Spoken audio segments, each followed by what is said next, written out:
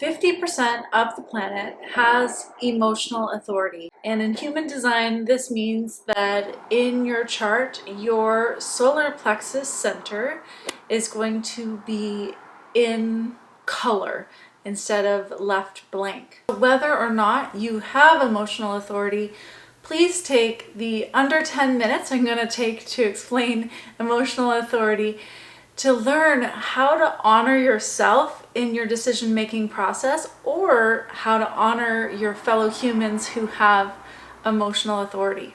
I'm Karen McMullen, and welcome to my channel where I share channeled guidance as well as human design. I am the author of this beautiful book, Alchemy of Consciousness, a channeled book. So let's get into the most important things to know if you have emotional authority. So if you have emotional authority, you are either a generator, a manifesting generator, a projector, or a manifestor. Regardless of your type, what you have in common is that you are feeling beings. You exist in an emotional wave that is going from a high to a low and kind of shifting every single day, where you might wake up and see the world through rose-colored glasses and feel really great, and then the next day you might feel kind of low. But the idea here is how you feel is going to shape your perception of your reality. And this is why it is said for people with emotional authority that there is no truth in the now. The truth in the now is only going to show you one lens that you're looking through in that emotional moment. And you'll oftentimes really need to ride that wave a little bit to get a different view over time of a decision. And then eventually you'll get a sense of clarity on the whole about whether or not something is right for you. So for example, if someone asks you to go out for dinner, you might feel excited because you're just having a great time and you'll say yes. And then the day comes where you're supposed to go for dinner and you're like lying on your couch sobbing, and the last thing you want to do is go for dinner. And that's because you just said yes in the moment, in that high, and you didn't wait it out. Because if you'd waited it out, you probably would have felt that the timing was off and that it was better to decline the offer or schedule for a different time.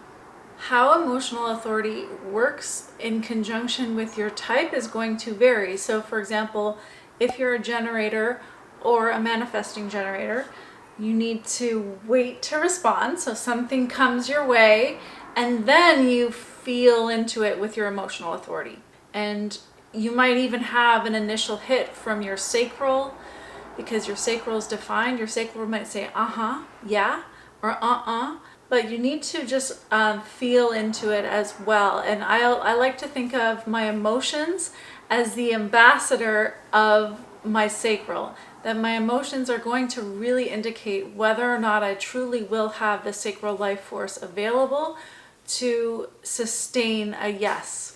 If you're a projector, you're going to be waiting for the invitation, and when an invitation comes along, then you're feeling into it with your emotional authority to make sure that it's actually right for you. And if you're a manifestor, you're feeling into what's your next step, what's your next desire, what's your next move. And then once you decide to move forward with something that feels right, then informing those who might be impacted. In all cases, you're going to want to really be in tune with the question, how do I feel? How do I feel about this? Now, this can be easier said than done for quite a few reasons. One, if the channels in your chart that define your solar plexus are in red or unconscious, that can make it even more difficult to know how you feel. For me, my emotional channel 59.6 is unconscious, and it can be really hard for me to even feel what I'm feeling. I don't even know how I feel. So finding words for it and making the unconscious conscious is quite a conscious endeavor for me. Two, most of us have grown up in environments and our society which is constantly telling us that we shouldn't feel so much. So don't be so sensitive, don't be sad, don't be angry, wipe your tears, buck up. Environments that are very feeling phobic, all of this combines to really cut us off from our feelings and make us want to shy away from that part of us. And because of that, most of us have ended up suppressing or repressing our emotions and not really successfully processing the painful moments in our life because we didn't really have anyone who was skilled at feeling to hold space for us as children. So in all likelihood, getting back in touch with your emotional truth is going to involve you feeling a whole backlog of unresolved emotions and pain from the past. And this is why human design isn't for the lighthearted if you really get into it. It's all about deconditioning.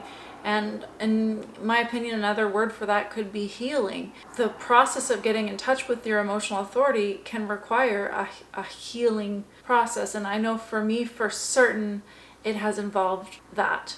It's important to remember with emotions, you can't choose to just have a dimmer version of it. It's like an on or off switch. You can feel or you cannot feel by numbing it out or suppressing, but you don't get to choose somewhere in between. So if you're going to feel, it's going to take you being bold, learning different tools like being fully present with what is, breathing, even getting the support of someone to hold space for you.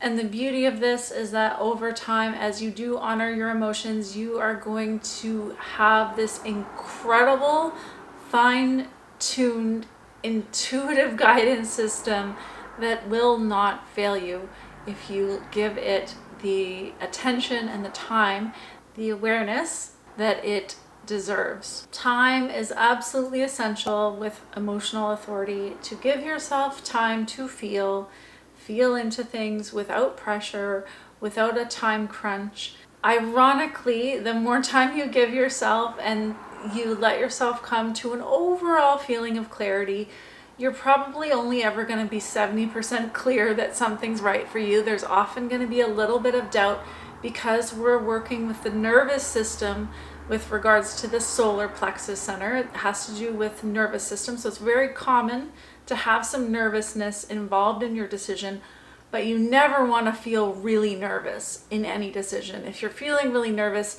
it's very much likely a no or a not yet. I forgot to finish my sentence. Ironically, the more that you give yourself time and space to feel into your choices, then you actually, eventually you make your choices quicker because you come to that place of clarity without pressure and with time and space, and then it takes less time. Over time, as you explore your human design, you're going to learn to discern between the different types of information that you're getting from other places in your chart. The emotions are not to be confused with a splenic intuitive hit in the now, or a sacral a pressure to do from your root, the gusto to go for it from your willpower, a mind that's crazed with unanswered questions, the spleen who is amplifying fear or just experiencing fear. None of those are your solar plexus, how you really feel about something. Human design is an experiment, and you are probably not going to master this right away. It takes time, experimentation to really learn how to make decisions from your emotional authority. Finally, if you have emotional authority, you have the beautiful gift of this delicious warmth, the incredible depth of wisdom that can come from diving into those deep waters of your emotion and coming out with deeply won truths, and it's such a gift. I hope that you see your job as being a feeler. I am a feeler too, and I'm very proud of myself for the courage I have had to feel in my life. And so definitely give yourself a pat on the back. You're awesome. If you want to watch another video about emotional authority, I did a longer version here, and there's actually quite a few videos on my channel. You can just search emotional authority and a bunch will come up. I put together a playlist with all the emotional authority videos, so you can go there and check that out. And I'd love for you to connect with me on Facebook. That's the best place that I'm really hanging out these days, and I'm looking forward to starting a Facebook group, and I can't wait to connect with you more. Please comment below and say hi. See you later.